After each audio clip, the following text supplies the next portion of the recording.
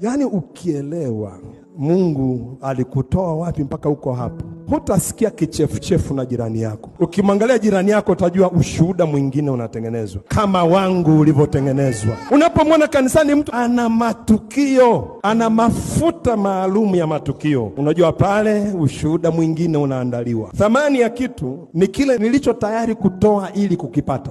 Thamani ya mwanadamu ni kile ambacho Mungu alikuwa tayari kutoa ili kipate. Mungu hafanyi hivyo kwa kujigamba. Anataka kuonyesha hakuna mwenye mwili ambaye kwa CV yake anaweza akaingia kwenye mpango wangu. Ukielewa kila kitu ambacho Mungu anafanya, na wewe ni Mungu vile vile. Bwana Yesu asifiwe sana. Hauwezi ukaelewa. Yaani Yuda anatembea na mkwe wake, anazaliwa Perezi, afu yupo kwenye uzao wa Yesu. Explain that.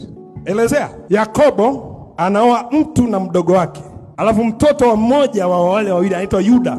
Yesu anatokea pale. Hebu mweze jirani yako, ushuhuda gani huo? Salmoni siyo na nani yule mwingine hatupewi jina, wanaenda Yeriko kwa uoga, wanaenda kujificha nyumbani kwa kahaba. Salmoni usiku yanamzidi, anatoka kule juu darini alipokuwa amefunikwa, anateremka ndani ya nyumba, anamwambia Rahabu, nilikuwa na kitu kidogo hapa, si unikumbuke? Sema wewe si mtumishi wa Mungu. Nikumbuke. Anasema haya mambo hayawezekani, kama unanitaka mimi nioe. Ndio ikaishia Salmoni anaoa kahaba, alimpenda tu. Alafu Mungu asivyo na dogo akamuingiza Rahabu kwenye uzao wa Yesu. Kama Mungu angetaka kufunika ushuhuda unyoke, angesema tu wanaume fulani alimzaa fulani, wewe hujui alimzaaje, lakini kule alimake sure. Si kwa matendo, ni kwa neema.